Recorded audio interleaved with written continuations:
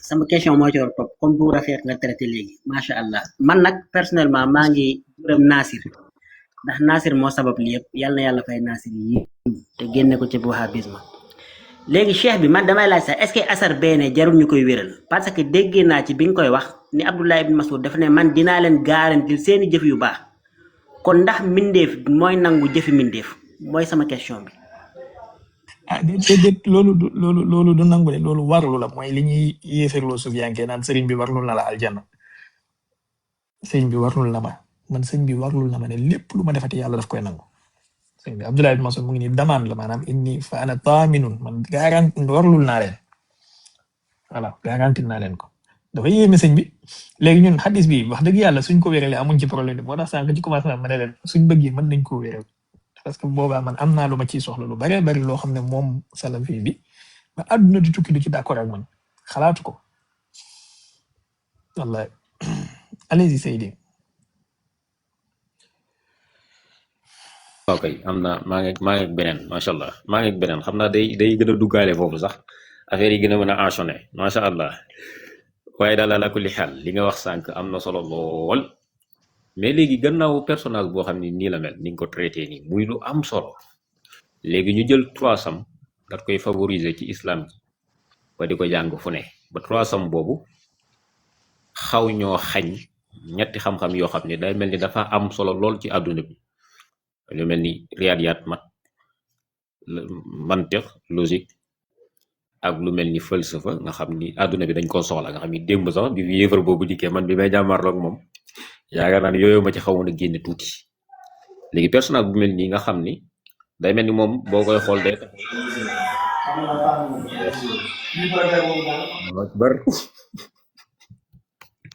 Allahu akbar mi nga xam ni boo koy subhanallah hawla wala quwwata illa billah sëñ Rafi xaaral ma jox la solution nañ yéegal team majalis ñu bàyyi wax ñu ko parce que live Muhammad bi c'est incurable kenn mënu ko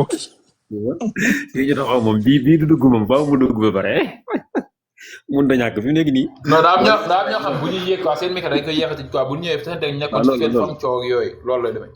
loolu la mais li sa waay doon wax sànq dal na ma mais mi ngi ñëwaat daa mujj rek léegi personnage bu mel noonu ñu jël 300 daal di koy tas ci islam ji ba mel ni lu ñuy bëgg a xañ xam-xam yee nga xam ni mat riyaadiyat mantiq falsafa yii yëpp moom boo xoolee daraan taxaw contre yooyu day taxaw contre yooyu boo ko waxee mun na yii ci yeneen falsafa yi la jógee dañuy yàqal nangam léegi loolu lan la ñu jural ñun alamul islam yi maanaam ñun monde islamique bi loolu lum ñu jural lan la ñu jural waaw foofu rek laa bëggoon nga ñëw. baal ma tuuti ngir yàlla une minute ma ñëw.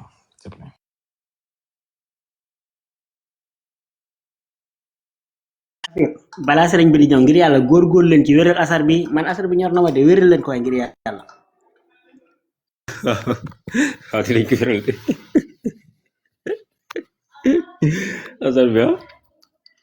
asar bi yow war naa wér moom.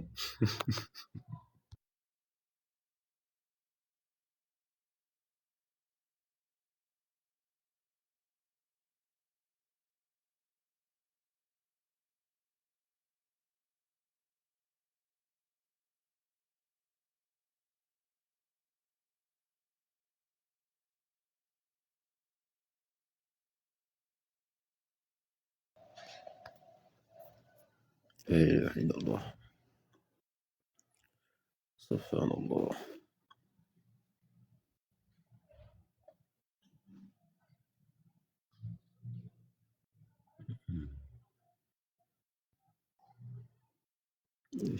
Rafi est-ce que doo kiiwaale balaa sëriñ bi di ñëw. nekkaale ci man kay maa bàyyi mu féetewul sama laaj rek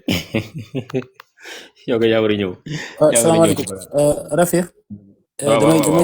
damay doori ci li nga wax noonu maanaam te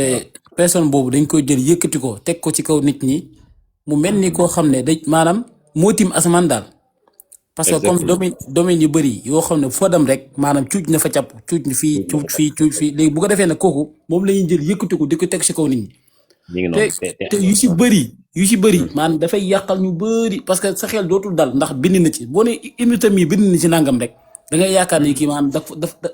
daf ci am xam-xam ba jeexal ci. te fekk am nañu ci amul te fekk muy noonu te fekk day capp rek di dem. exactement léegi ñu jël ko fekk ba pare foofu teg ko ci kaw nit ñi maanaam non vraiment man daal ay waaru quoi. kéemaan la doy na waar. doy na waar masha Allah mais daal foofu yeneen côté yooyu nga xam ne ñeneen bindoon nañ fa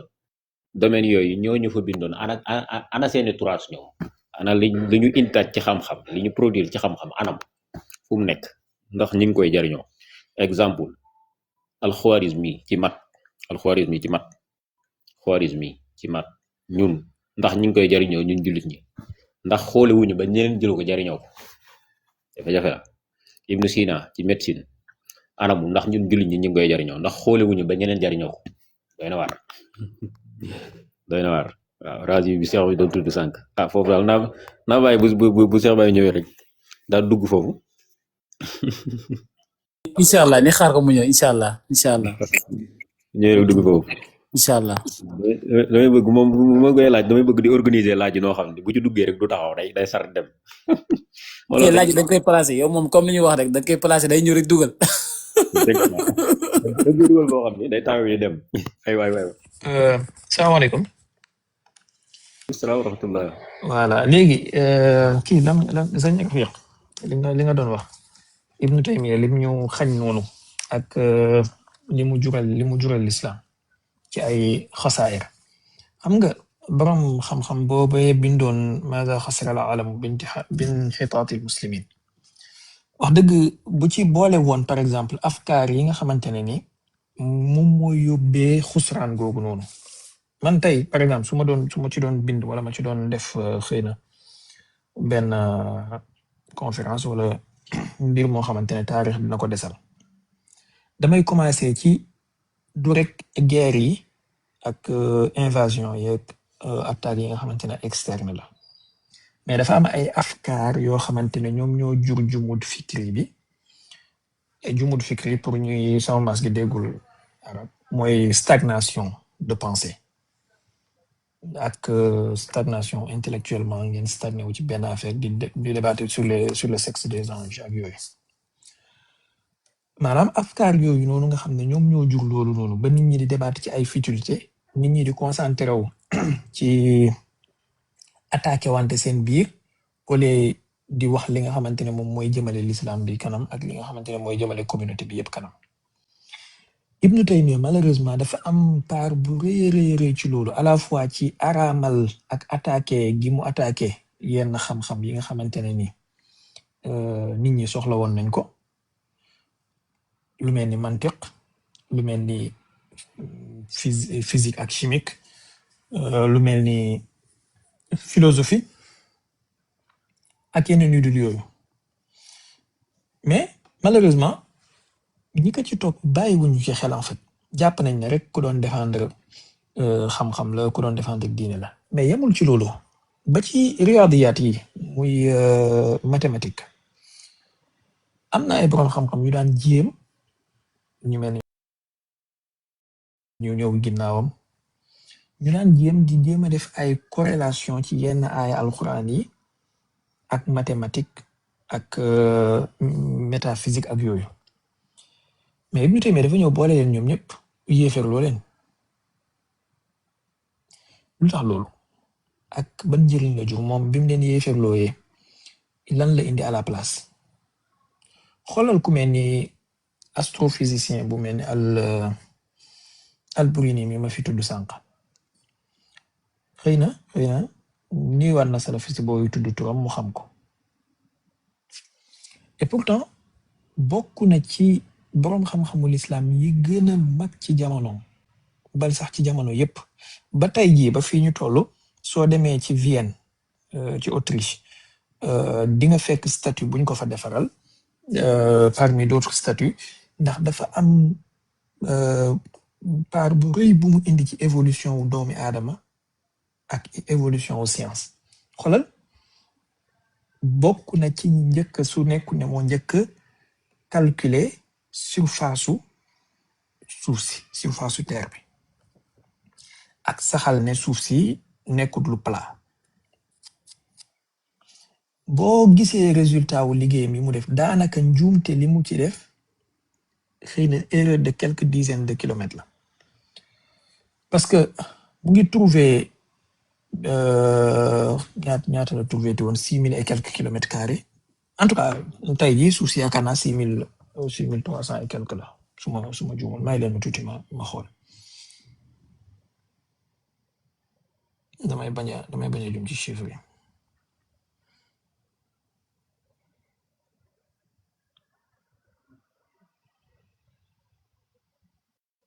voilà moom mu ngi trouvé woon rayon wu terre bi mu ngi trouvé woon 6339 loolu la Albouri trouvé woon léegi tey boo calculer ma xool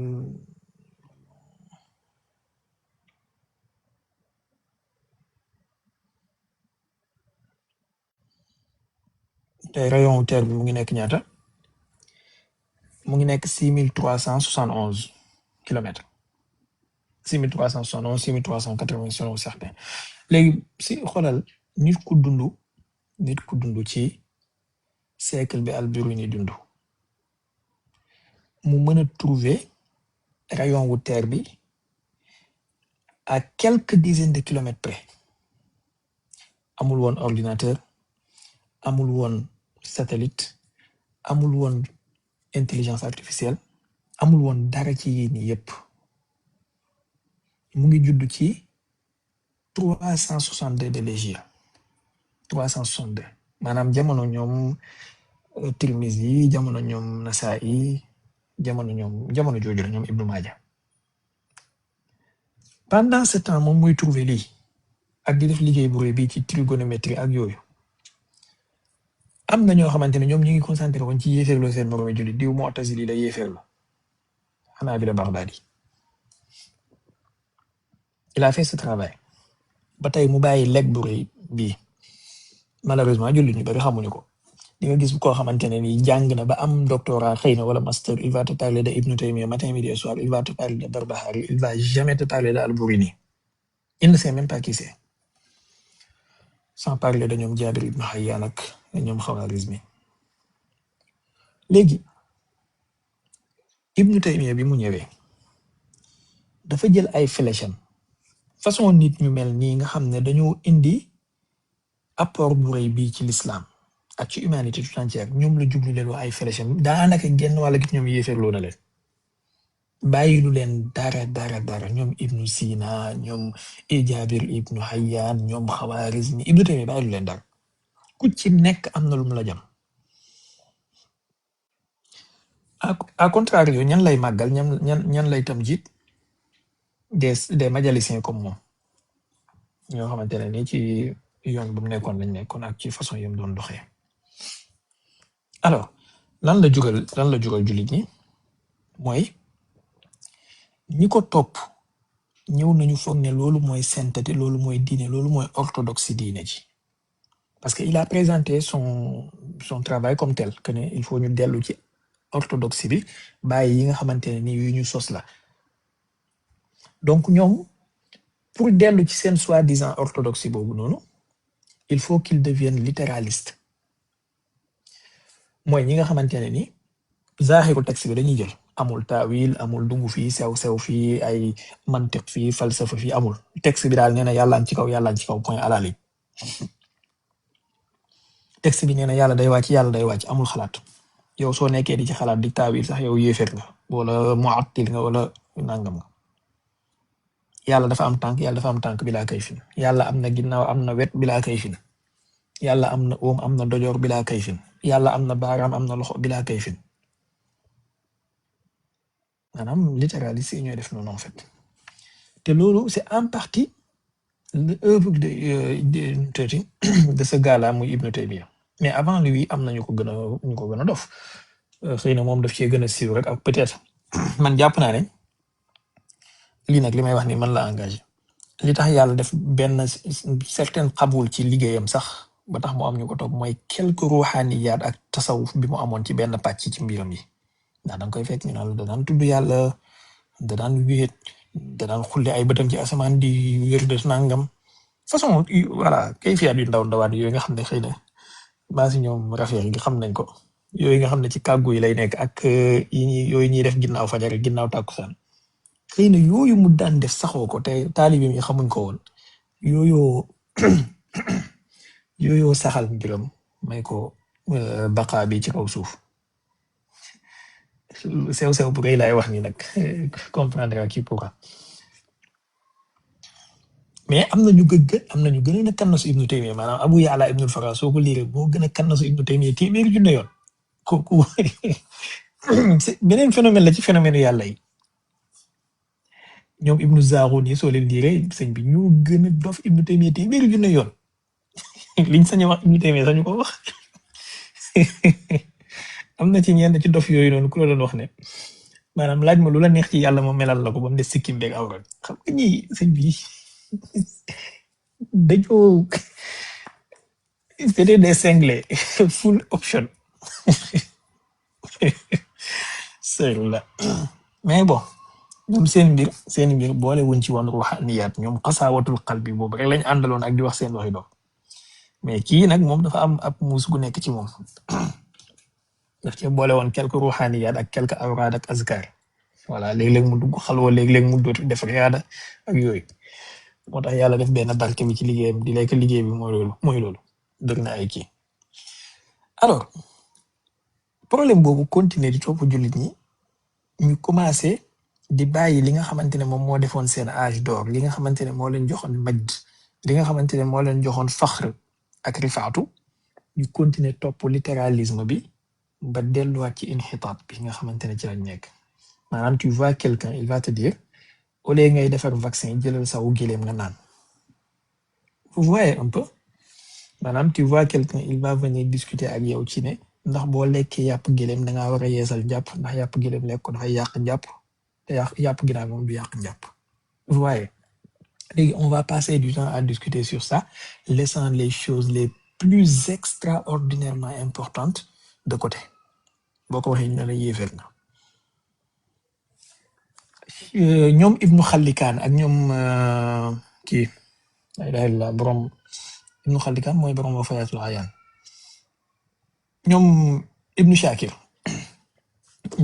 borom Wafayaat ak ñi ñëw ginnaaw gi ci taalibe Ibnu Taymiya yi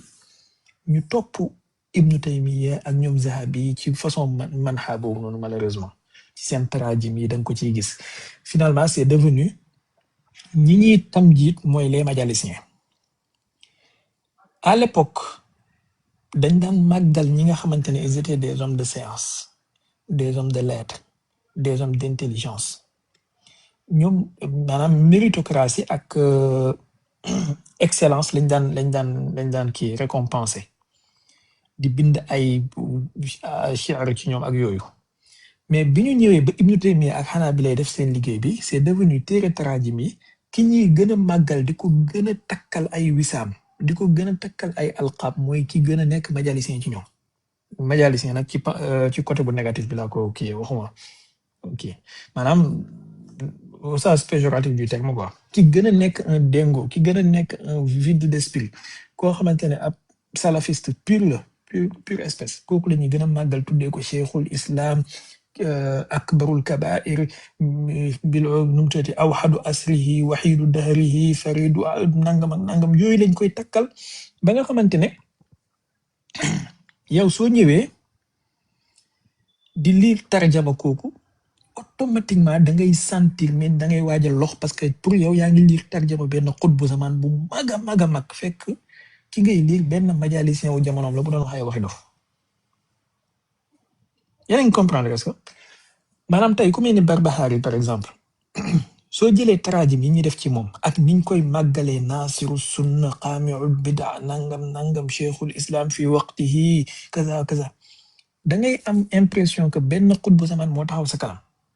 fekk le gars il n'était rien d'autre que majalisien bu doon ay taalibeem di dem ci marché yi di toj cantine gars yi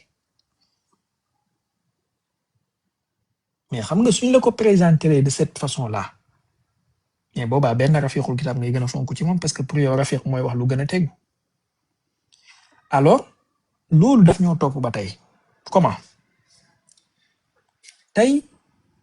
boo gisee jullit bu sol mbaxana bu rafet bu mel ni bu Oustaz Mohamed boobu takk ay masque nga xam ne dafay naya wax sax boo ñëwee mu nuyoo la benn baaraam wala catu loxo boo ñëwee 8h ñu ne la 8h sori na 18h ngay ñëw wala 19h ñu ne la sëriñ bi fatu na du ubbi lu dul 14h bu ubbee 14h 15h lay ndékki julli tisbaar toog waxtaan ak taalibe yi ziar tàkkusaan mu julli après tëjuwaat jeex na maanaam kooku la ñuy gën a màggal pour ñoom kooku mooy wàllu yàlla bi gën a mag ci jamono. On a commencé maintenant à glorifier di màggal apparence ak médiocrité. boo gisee benn rafiq buy ñëw naan la bon hadis alquran sunna sallallahu alayhi wa sallam di neexal baat comme benn Sudaysi par exemple gis nga am na jullit ñoo xamante ne tey jàpp nañ ni Sudaysi moo ëpp njëriñ ci l'islam benn penseur bu mel ni kan lay wax sax bon disons Tariq Ramadan par exemple wala benn philosophe bu mel ni kan Adnan Ibrahim wala benn mu'arrikh bu mel ni Suhail Zakar même Rachid Rida sax par exemple wala ñoom Jabrati pour ñoom kooku moo ëpp njëriñ maanaam jàpp nañ ne benn Muhammad ibn Abdul Wahhab wala benn Sudaysi buy jàng di jooy moo ëpp njëriñ benn waay buy dugg ci ay subtilité xam-xam bu mel ni Cheikh Tidiane nga xam ne pour nga lire téere Jawahirul Maani comprendre ko il faut nga am benn aptitude intellectuelle bi pour nga mën a comprendre li muy wax. Vous voyez li waral loolu mooy dañoo mettre en avant l'idiocratie delloo ginnaaw méritocratie ak excellence te loolu mu ngi commencé ci téere taraajim yi ma leen di wax. mën naa la ci citer yu bari Siyaru Alaamin Nubala benn la ci danga ci gis ay nit ñoo xamante ne jox nañ leen ay alqab yu rëy rëy rëy wallahi ay bawun na fuux la boo xoolee seen taarix ak seen siira danga naan ah kii de wax dëgg yàlla sama xel mi di muy xalaat sax moom xelam mi xalaatu ko woon xelam mi ay ngoñ kese ci nekkoon. taarixul islam benn la ci Wafayaatul Ayaan bu Ibnu Xallikaan Wafayaat bu Ibnu Shakir benn la ci ak yeneen yu dul yooyu yu baree bari ci téere taraajim yi ba ci tabaqaat yi ngay dégg ne ay tabaqaatul Xanaabila tabaqaatu Shaafi'iyya nangam nangam. xoolal par exemple je donne juste un exemple nag li may wax ni du waxuma sama position je donne juste un exemple pour jegeel leen mbir mi maanaam suñ lay tarjamaal tey Buxaari wala ñu lay tarjamaal Muslim wala ñu lay tarjamaal Nasaa'i boo jëlee kenn ku nekk tarjama ala xida à côté doo xam kan moo ci gën a màgg ci ñoom ndax kenn ku nekk aw saaf ya ñu jox kële moom lañ koy joxaat fii moom la ñuy joxaat kii fii yéen ñi yàggali tarjama yi da ngeen seetlu li may wax boo xoolee tarjama ku mel ni Abu Ya'la ibnul Farra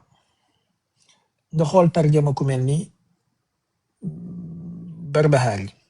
boo ko jëlee ala hida doo xam kan moo ci gën a màgg ci ñoom boo xoolee tarjama ku mel ni Ibnu Qudaama nga jël tarjama ku mel ni Ibnu Taymiya doo xam kan moo ci gën a màgg ci ñoom ku nekk danañ ko takkal wisaamu awhadu asrihi faridu dahrihi qutbu waqtihi nangam nangam nasiru sunna alamul islami rafiul nangam danañ ko takkal mboolem wisaam yi ala hida mais il y a forcément quelque chose qui a fait la différence quelle est cette chose là wala boog da nga maa bëgg wax ne différence amul ñoom ñëpp a rafetoon ñoom ñëpp a baaxoon ñoom ñëpp a matoon ñoom ñëpp a màggoon ñoom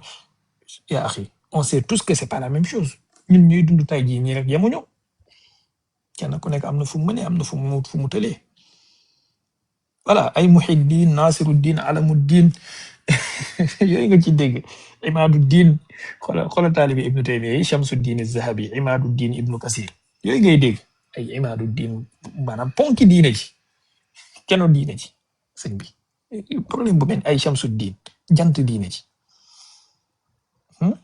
kii Jalaaluddin kii Jamaaluddin fan lañ jëm kee ñëw moom gën a téppetiku ñëpp ni la moom Cheikhul Islam Ibnu Taymiya Jamaaluddin bon Mizzi moom j'ai beaucoup de respect pour lui moom c'est autre chose mais xalaat leen ci li ma leen wax nii te xoolal alqaab yooyu noonu dafa am siècle bu mu commencé am na siècle yu jiitu yoo xam ne alqaab yooyu amul woon lii je peux vous faire un travail scientifique sur ça et universitaire sérieusement da ngay dégg ñu naan la jama nu mu seeti Shamsul Waa'izin Shamsul Waisi Shamsu quoi kana Shamsu waa këram la jant waaraatekat yi dégg ñu naan la sultaanul ulama waaye ñu ne la Jamaluddin al-Hafiz Muhammad Ba kay ñëw moom jugee fële nee la Shamsuddin rafiqul kitab wal qalam façon alqaab yooyu automatiquement soo ko liiree Izzuddin Muhammad Badiane Izzuddin lan Izzuddin baal leen ma de Izzuddin këram ak koñam kese la xëy na nga koy tuddee Izzuddin Izzu waa koñam la kese ñoom charte bi ñëw fële ku la gën a teppaltiku nga ne kii la li may wax nii xëy na xaw na reelu mais impact bi mu def ci l'islam su ngeen ko comprendre woon ak ci subconscient wu jullit ñi ak façon bi ñuy percevoir les gens ak percevoir seeni jëf burhanuddin maanaam dégg ki ñu ne la xujjatul islam wal muslimin kii moom mooy xujjaay jullit ñi bi tamit burhanuddin Masamba Dieng alxaafis burhanuddin Masamba Dieng xam nga lii li noonu daal waxuma ne yelloowuñu tur yi ñu ngi ko tuddee waxuma ko de comprenez bien li may wax balaa ñuy dem suba fii naan Cheikh Baye dafay tuutal borom xam tuutalu ma kenn mais dama leen a bëgg a jox ingénierie li ñuy tuddee ingénierie psychologique bi ñu def ba brainwash cerveau wu jullit bi mu apte ci jël yenn ineptie yi parce que wisaam bi ñuy takkal kii wax ji la finalement soo ko déggee doo mën a bàyyi wax ji buñ ne la Jalaaluddin Suyuti moo wax buñ ne la Imaaduddin Ibnu Kasir moo wax yow yaay kan ci gaa yi yow kii moom mooy Imaaduddin xam nañ ko maanaam mooy ponki diine ji kii mooy xujjatul islam wal muslimin waaye suñ bokk Chia yi nag moom xaddis wala xaret baraka yow sa yaaru tudd non yow taa'iratu diin lañ lay tuddee maanaam avion wu diine ji moom yow taa'iratu diin jet privé wu diine ji xoolal su ma jugoon pour defal un travail scientifique et universitaire sur ça mën naa laa wax siècle bi façon alqaab yi commencé ak kan lañu njëkk a dàkkantalee alqaab yi ci diine ji Chia yi ñoo gën a départ ñoom ayatullah lañ lay wax ñoom ayatullah ak ayatullah uzma ak xujjatul islam wal muslimin ak marji at taqlid ñoom ñoo gën a départ ñëpp ndeysaan mais sérieusement je vous le promets xaw ma ci live bi lay doon xaw ma live privé lay doon mais dinaa leen ko defal comme ni ma leen promettre guerre Mongolie daal ci la chute de Bagdad naa leen ci wax fan la commencé ñan ñoo ko kan lañu njëkk a defal laqabu ci l'islam alqabi kan lañ ko njëkk a defal est-ce que xam ngeen ne am na sax téere boo xamante ne dañ koo jagleel ñi ñu daan tuddee cheikhul islam ci l'islam ñi ñu mës a tuddee cheikhul islam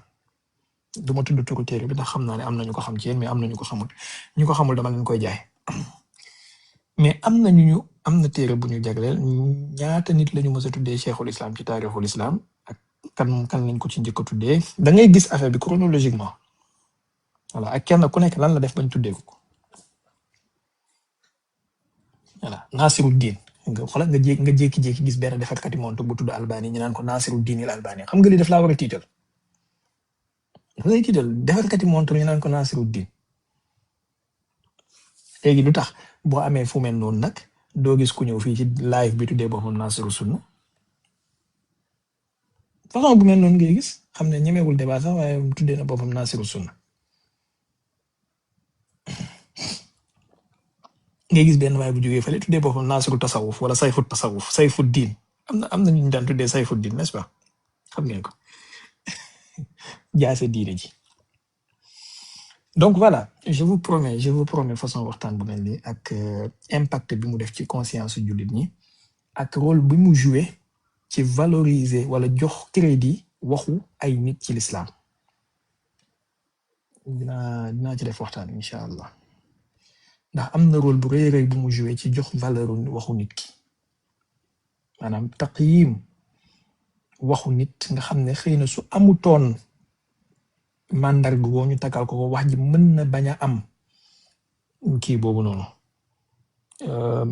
valeur boobu. xam nga tey ji Ibnu Taymiya gars yi buñ lay njëkk a tiital ci ay waxam cheikhul islam lañ lay dóor ne la cheikhul islam Ibnu Taymiya rek nga tiit. Ça a un impact psychologique boo xam ne yow doo ko percevoir directement mais ça joue Safiyuddin tànneefu diine ji kee ñu ne la Salahuddin ki nga xamante ne mooy jagal diine ji mooy jagu diine ji Zeynuddin kii mooy taaru diine ji yéeme na trop mais bon ba yàlla may ñu def ko bu boobaa incha allah di ngeen ci gis xëy na yeneen sew-sew et après à contraire yow dinaa leen jox itam ñeneen ñoo xamante ne ni def nañ ay liggéey yu rëy te amuñu wisaam yooyu maanaam amuñu mandarga yooyu xoolal tey ji ku mel ni Jaabir ibnu Hayyan borom Aljabri amul mandarga yooyu ku mel ni Alburini mi ma leen wax ni amul benn ci mandarga yooyu noonu ku mel ni kii nu mu tuddati Xawaarizmi amul benn ci mandarga yooyu Razi sax moo ci tane moom tuddi nañ ko Faxruddin Razi da ngay gis Bahauddin Burhanuddin 80% ci ñi lay tuddee loolu ay majalisiens lañu voilà comprenez majalisiens comme Ibnu Taymiya laa bëgg a wax 80% ci catégorie googu la en fait voilà mais je vous le promets bu ma ko fàttee ngeen fàttali ma ko sax incha allah maa ngi jégalu ci guddal. macha allah am na solo Baduma ñëwaat bis na tey nag da ñëpp xam ni Cheikh Mohamed Ba mooy Arsuddin kooku moom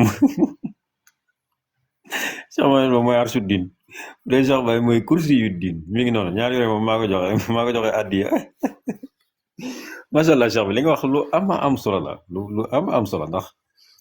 Sayfuddin bi rek moo doy waar comme seetlul benn japonais bu nekk fële dégg ñu naan islam ci guerre la tasaaroo mu ne xaaral ma jënd benn téere gëstu islam mu jënd téere bi gëstu xool kiñ ci bind ki ko taalif tudd Sayfuddin kooku da naan lii doy na waar loolu musiba la Sayf tudd Sayfuddin doy na waar mais sax daal xam naa ni macha allah leeral nga lu bare loo xam ne wallahi daal am na solo lool te lu mat a bàyyi xel la surtout fi nga waxoon ci Ibnu Taymiya fi muy laal fee côté boobu maanaam loolu daal doon na lu am solo lool mais lii lépp nga xam ni daanaka mën naa ni def nga introduction développement léegi nag day mel ni conclusion moo ci war a des waaw comme xam nañu problème yi xam nañ ko léegi man li ma doon sàkku rek mooy boo ñu doon tënkal lan mooy doon solution bi lu ciy pexe lan mooy solution bi bañ mën a avancer waat tuuti surtout ci wàllu xel wàllu xalaat jullit ñi mën a avancer waat tuuti luy pexe lan la ñuy def lan.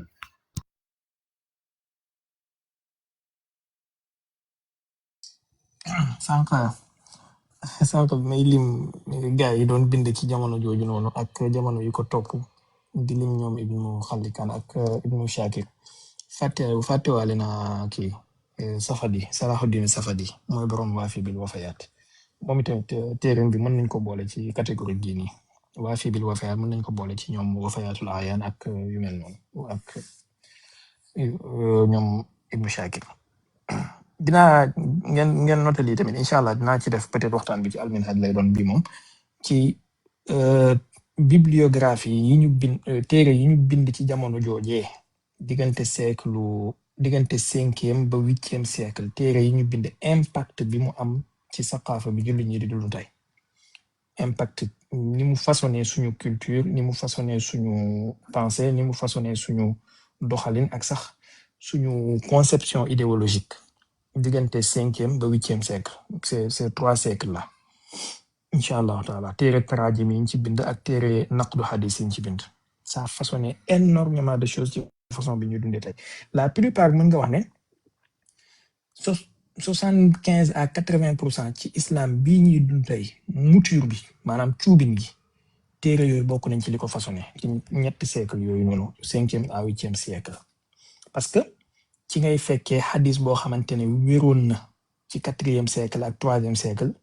ñi ñëw ci 6e siècle wala 7e ñu ne la wérut je fais allusion ici à liggéey bu mel ni bi Zahabi def ci Hakim ak liggéey bu mel ni bi Zahabi def ci yenn téere yi ak ñu mel ni moom ci yeneen téere yi jiitu woon ci kutubu sitta yi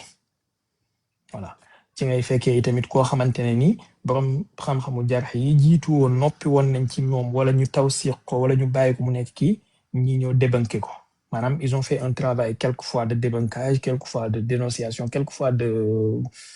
bon bëgguma utiliser un gros mot mais daal bàyyi dimbale leen ma ngeen fàttali ma lii je le ferai incha allah ci alminhaj suñ ko kiyaatee dina am solo lii moom je vous le promets ñetti waxtaan yi su ma ko defee peut-être mooy ëpp solo liñ mës a waxtaan ci TikTok bi diggante 2025 2026 bi yëpp alors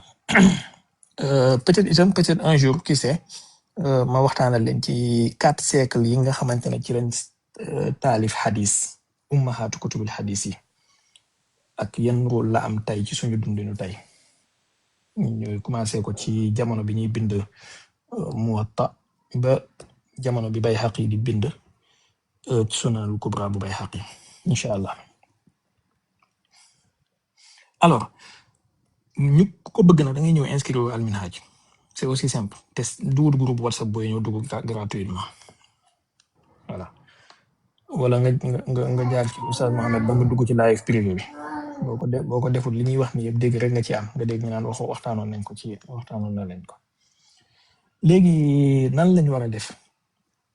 comme ni Seydi Rafiq laaj bi ci njëkk te xëy na mooy solution Seydi Nourou yow kay waxuma la firi waaye soo ñëwee man damay wàcc chaise bi jox la sax yaa def waxtaan bi soo ñëwee du ma wax dara damay noppi jox la mais sérieusement nag ñetti liggéey yi moom ñaanal leen bëgg naa koo def te ñaan yàlla mu def ko liggéeyal diine ak liggéeyal umma yonent bi ndax jàpp naa ne bu ko jullit ñi comprendre lu bare bari lu leen di jaaxal dañ ci am ay questionnement danañ ci trouver ay réponse peut-être dañ ci trouver ay réponse léegi lan mooy solution bi xëy na du nekk benn solution kese y a pas une solution miracle à ça Seydou Nourou ñu ngi lay ziar bu baax a baax di yeesal cofeel gi di suñu mbaxana ci sa kanam yal na yàlla sàmm la yokk tawfiq yi yokk fan gi yokk mbëggeelu yonent bi sallallahu alayhi wa sallam di seedeel ñëpp dama ko sopp lool naa leen koy seedeel ngeen seedeel ma ko ci kanam yàlla dama ko sopp mu sopp ma yàlla def cofeel googu suñu diggante alors ma ne xëy na solution bi du nekk une solution miracle boo xamante ne dañ naa la lii képp lay doon mais bi ci njëkk mooy d'abord ñu am waayu wala bu ñëpp mënta am waayu boobu mooy qaada yi les porteurs de voix les dirigeants ñoom ñi am waayu boobu noonu benn ñaareel bi mooy ñu am courage yu jàng suñu bopp maanaam courage yu lecture et une lecture impartiale gis nga tant que la lecture impartiale amul ngay jàng mbir mi di ko jàngee idéologie di jàng mbir mi di ko jàngee arrière-pensée doo trouver solution jamais donc il faut avoir des comités de lecture peut-être man tey su ma yàlla defoon ma nekk dara ci réew mi moo xam conseiller président moo xam ministre chargé des affaires religieuses wala yu benn li may njëkk a def mooy damay teg ay comité de lecture yoo xamante ne ci kuréel gu nekk nag damay am kuréel par kuréel ma def fa ay comité de lecture kuréel gi yéen téere sàngam ak téere sàngam wala auteur sàngam lañ leen di sant liir leen ko bu leen liir keneen ku dul moom maanaam tey soo jëlee Mohamed Ba ak Rafiq ak diw sàngam nga ne leen yéen dama leen a sant Zahabi képp spécialisé wu leen ma ci Zahabi laajuma leen leneen nga jël Mohamed Badiane ak diw sàngam nga ne leen yéen dama leen a sant Tabari kese laajuma leen leneen jël ki diw sàngam nga ne dama leen a sant Ibnu Khaldun bon y a des figures yoo xamante ne ni man je sais et dinaa ci joxe ay exemple su may def waxtaan bi ma leen wax ni y a des figures clés xëy na doo mën a wër borom xam-xam yëpp mais y a des figures clés ci siècle bu nekk wala ci époque bu nekk yoo xamante ne ñoom nga ci soxla par exemple bu fekkee ci époque bu mujj bii la suñu jamono ji mënoo wax ci l'islam ci jamono ji de façon mondiale te tuddoo Cheikh Tidiane tuddoo Cheikh Ahmadou Bamba ci biir Sénégal tuddoo Cheikh Ibrahim Niass tuddoo Mame Maodo mënoo wax ci l'islam te tuddoo ñii nii c'est des figures clés ci l'islam ndax li ñu représenté donc il faut nga am ñu spécialisé wu ci ñoom spécialisation bu accrue bu pointu mënoo wax ci l'islam bi sifa alami te tuddoo ku mel ni Mawlana Cherif Ibrahim Saleh ci jamono ji tuddoo ku mel ni wuldu kii pas wuldu Daddaw Ibnu Bayya mënoo wax ci l'islam ci jamono ji te tuddoo Naqshbandiya yi ñi xam Naqshbandiya xam nañ li may wax ak li ñu représenté mënoo wax ci l'islam bi sifa alami ci jamono ji ak les critiques ak yooyu te tuddoo ku mel ni Saïd Ramadan Bouti ak figure bu mel ni Youssouf Qaradawi même bu fekkee doo d'accord ak moom ci yenn yi mais figure kii la quand même il faut nga bàyyi ko xel peut-être bu fekkee Saoudia la danga fa jël ku mel ni Akram Diallo Lomari voilà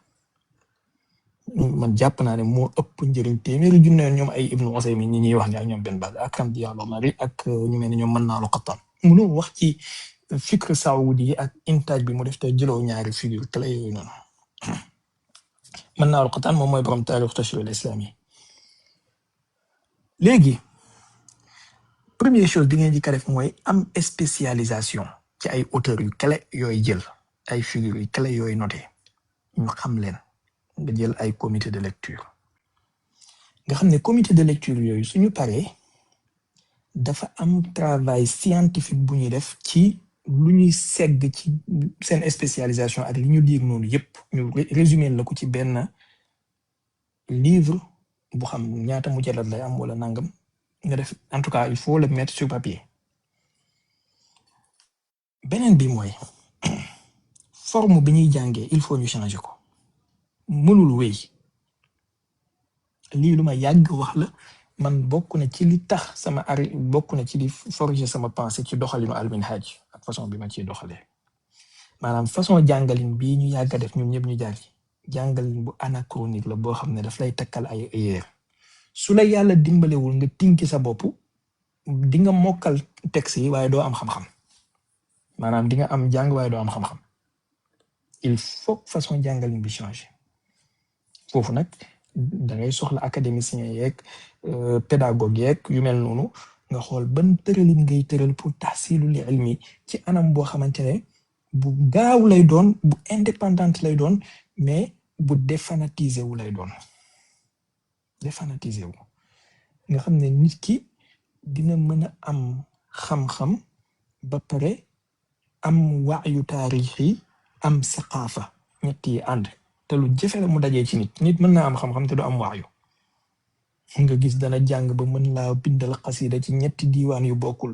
mokkal na mboolem shuara u yeeg udaba u yeeg nangam waaye amul benn waayu taarixi amul benn saqaafa xamul liggéey gi di rek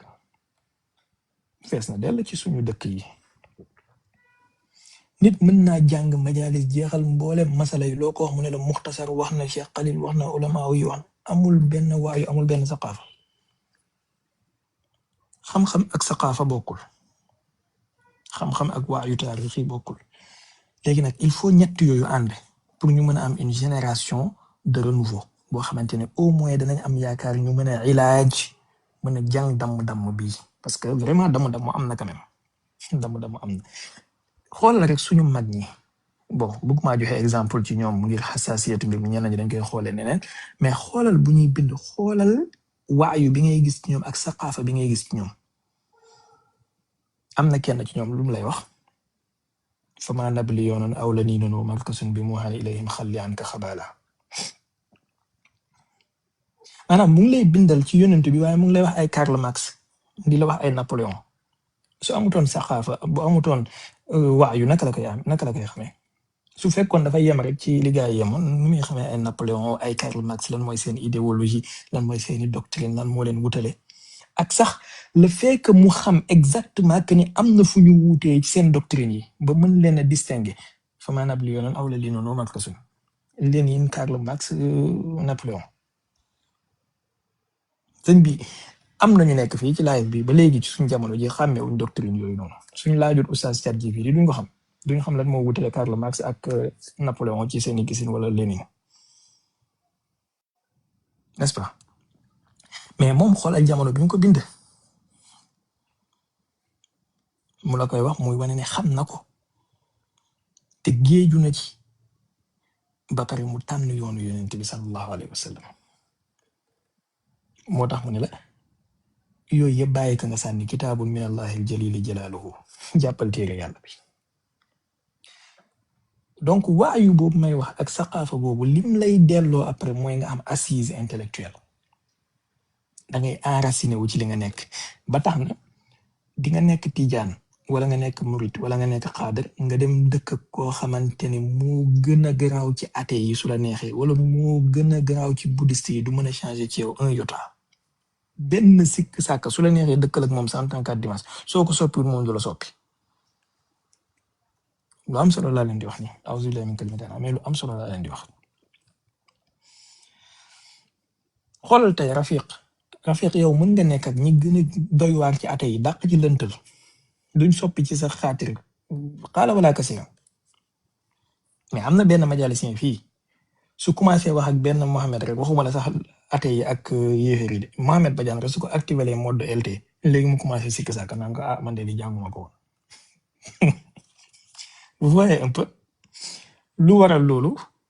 manque waayu manque saqaafa Sénégal nga noos bitim réew nga noos toog sa kër yéeféer nga noos toog ak yéeféer nga noos am na ñoo xamante ne yàlla toppewu leen dara maanaam yowmal xiyaam ñoom suñu ñëwee dañu ñëw rek yàlla ubbi leen buntu aljana ñu jàll maa ngi lay ziar studio na nga def alors donc gis nga façon bu mel noonu doomi aadama bi soo ko comprendre dafa bokk ci solution yi su l'islam war a am te man jàpp naa ne richesse bi réewu jullit ñi am tey colloque yi ñuy organiser daanaka amul njëriñ je dis bien daanaka waxuma ne amul njëriñ tout court baal leen ma tuuti ma tegal leen benn vidéo boo xamante ne sànq ci bëccëg laa ko romb ci benn page kii page TikTok j'espère que enregistré naa ko anam sax voilà mu ngi nii xaar leen ma tegal leen ko ngeen xool fa ya rabbi ajjil bin nabiyyi muhammadin zawala azabin ana minka zawaluhu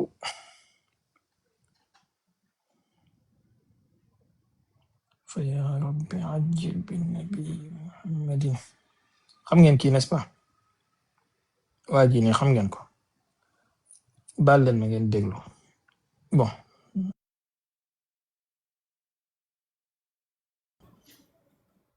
الرحمن الرحيم الحمد لله والصلاة والسلام على رسول الله وعلى آله وأصحابه ومن والاه. الحمد لله نحن اليوم في طرابلس عاصمة ليبيا للمشاركة في مؤتمر مهم من ناحية موضوعه ومهم من ناحية توقيته الذي يهتم بموضوع مهم وهو موضوع الوسطية الذي اختلطت فيه الأوراق منهم من غلا فيه ومنهم من قصر فجاء هذا الموضوع ليرجع الأمور إلى نصابها وليضع الأسس والقواعد التي تضبط الأمور وخاصة أن الموضوع يتعلق بجانب الاعتقاد فالاعتقاد الوسطي هو الذي يحتاج إليه الأمة في هذا الوقت بحيث لا تفريط ولا إفراط لا سيما أن الأمر يتعلق بإمام من أئمة المسلمين الكبار إمام دار الهجرة الإمام مالك بن أنس ذلك الإمام الذي يحتاج إلى أن يجلى ما يتعلق بجانب منهجه الاعتقادي الذي ربى عليه أصحابه فإن معظم من يتبع هذا الإمام اهتموا بالجانب الفقهي فجعلوه إماما في الفقه مأموما في غير الفقه، وهو لا شك أنه إمام في كل شيء، فينبغي إبراز هذا الجانب وهذا الاهتمام واهتمام أصحابه بالجانب الاعتقاد الوسطي. فقد أحسن من اختار هذا الموضوع واستقطب علماء هذه القارة وغيرها للمشاركة في هذا المؤتمر، وأتوقع أن النتائج ستكون مثمرة جدا، وأن الفائدة ستعود إلى الأمة الإسلامية عامة. فأسأل الله سبحانه وتعالى أن يوفقنا وإياهم وأن يجزيهم خيرا وأن يجعل هذا الجهد في ميزان حسناتهم. بسم الله الرحمن الرحيم. d'accord donc kii mooy pour ñi ko xamul mooy xutbu zamanu salafiste yi nekk Sénégal seen allazi tawalla kibrahu minhum. léegi am na ku bind ne lii shaddu rihaal la waaw shaddu rihaal la de maanaam takk Mohamed sa live bi kenn sérieux fi quoi takk tukki la de takk tukki dem fenn moom wax dëgg yàlla shaddu rihaal bi war nañ ñoo wax atem ci diine. mais d'abord li ngay njëkk a xool mooy nee na dafa dem ci mu'tamar boo xamante ne ni dañ fay waxtaanee imam Malik. d'abord moom ngóor si loo du Maliki maison la wax.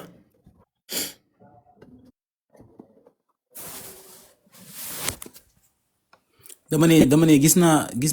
maa ngi enregistré moom presque une heure de temps boo xam ne ak ñeneen ñoo xam ne ñoom ñëpp arab la ñuy wax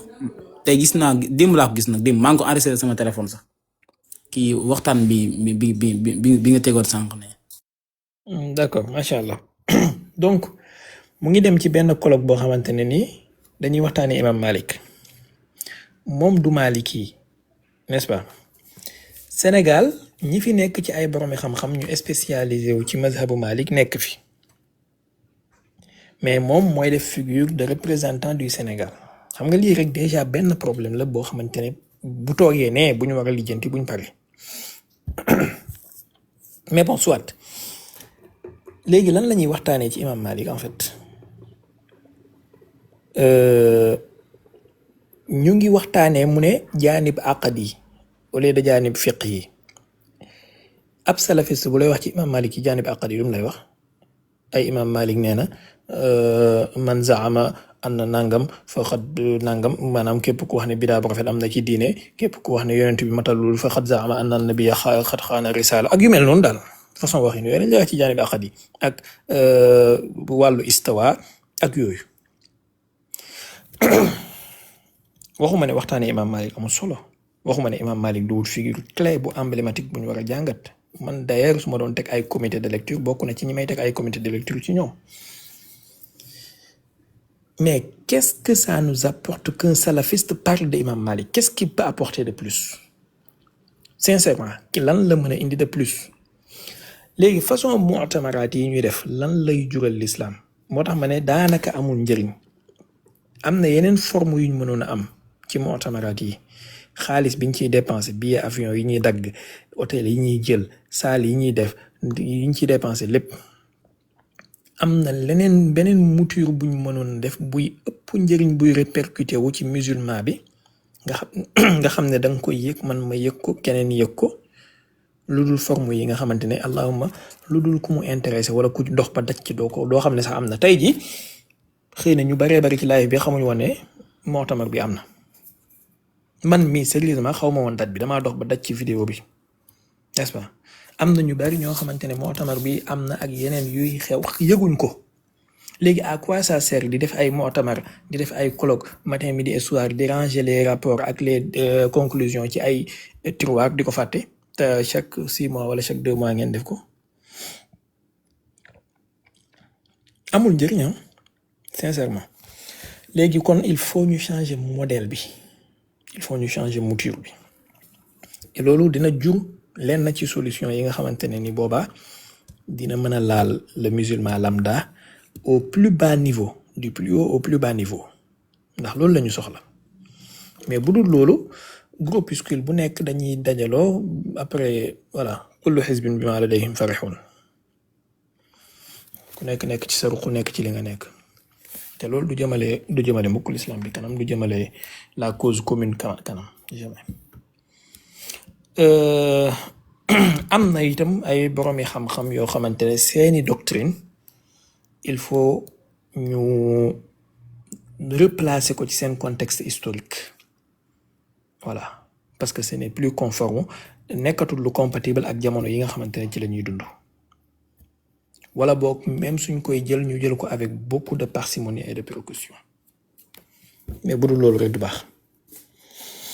maa ngi jéggalu ci guddal bi tey wax naa lu bari de te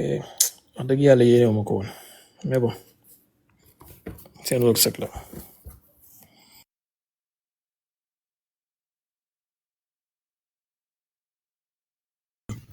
macha allah sax tey daal moom ala kulli xaal jël nañu leçon bu gudd lool te am solo lool sax wallaay am solo lool comme ni mu tegaloo ci ñett yi daal dikk problème bi fa mu commencé ca mbonjox ga bi problème yi juddoo musiba yi ba ci solution yi loolu doon na loo am solo lool sax xam naa ni moom comme defal nga ma conclusion man damay daal di daaneel foofu mais. Rafiq. waaw leen rek laay sant yàlla Irada nekk fi pour enregistrer ko alhamdulilah bu ko defee waxtaan bi suñ biir lay yem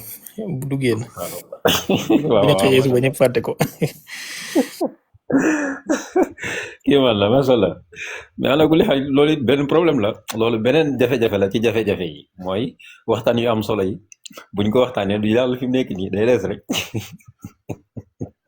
day des. salaamaaleykum. waaleykum salaam wa rahmatulah. bisimilah. Rafiqul Kitab ñu ngi lay nuyu bu baax. ñu ngi lay fay bu baax macha allah ñu ngi lay fay bu baax macha allah. pour commentaire rek commentaire bu ndaw li nga doon wax ci mu'tamar bi léegi nii. pratiquement dafa mel ni moom moo ñu daloon ba tey ci Maaradul Kitab 2020 ndax Maaradul Kitab 2020 ñu ngi ci tànnoon Sénégal def ko maanaam invité d'honneur ci maarad bi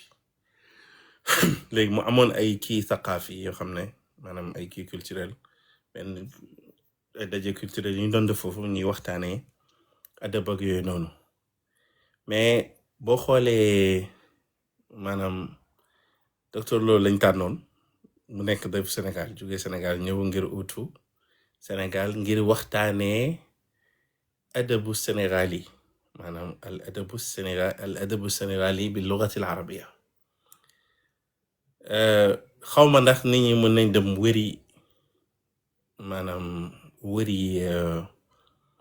wëri kii boobu noonu mais boo xoolee bu baax nga xam ne même problème bi mooy am parce que adabu poétrie sénégalais ci arab mënoo ko tudd te boolewoo ci sufiyanke yi ndax ñoom la sax moom nag ba muy tudd dafa tudd ñenn ñi ci ñu mag ñi rek ñoom Ibnu Miqdaad ak yooyu noonu daal di xaw a frôlé tuuti rek sëriñ si kii parce que huwa diddohum yaani frôlé tuuti rek kenn wala ñaar tudd benn exemple après tëb te lu yéema la nga xam ne boo demee bay waxtaan ci adab Sénégal yi wax dëgg fa yàlla nit mënu leen a tudd te tudd sufiyanke yi nga xam ne ñoom ñoo tax adab Sénégal yi di am tur sax loolu laa bëggoon commentaire rek Chabaay macha allah waxtaan bi rafet na déedéet Irada dafay war a nekk ndax moom mën a enregistrer affaire bi ndax leçon la boo xam ne ñëpp dañ ko war temps lañ la jox sëriñ bi jox nañ la 2 heures temps déedéet moom lañ dañ ma jéggi rek maa ci course gi bàyyi leen ma téere leen course gi di ñaan marhaban sëriñ yow kenn du la tegal temps da ngay wax ba fajar bu ko defee après ñu noddu ñu ñaan dem julli ji. da bu dugg ci loolu xam nga ñun fi mu ne ñu ngi ci 3 heures moo tax fajar daanaka sa reto ci ndeysaan ndax maa ngi keer nii macha allah bul ñu fàtte si ñaan dirasa naqdiya dafa ñun dañ ko soxla ci lépp daal dañ ko soxla ci suñu wallahi soxla ko ci suñu falsafa soxla ko ci suñuy pas-pas soxla ko ci lépp soxla ko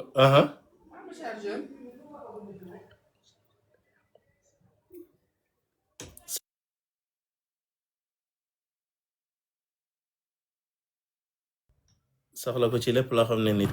ki def ci rek parce que comme yàlla daf ñuy wax ñu jàmm ko ba yaqin dëkk donc tamit lépp looy def ci sa dund gi dafa war a ànd ak yaqin